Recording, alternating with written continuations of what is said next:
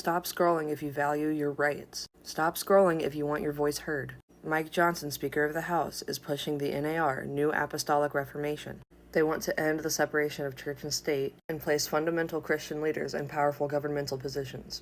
They want to affect all aspects of society. Only 6% of Americans agree with this. Do you know what that means? That means the majority are against this agenda, and our voices being heard will drive change. Over 20,000 people used my Linktree to contact the IRS about the Heritage Foundation, and the Heritage Foundation took notice. Now it's time to all contact our representatives about the NAR.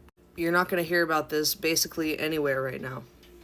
I've included links in my Linktree to educate yourself on it. And a fillable PDF. Just fill it out with your information and your representative's information. There's also a link to find your representatives.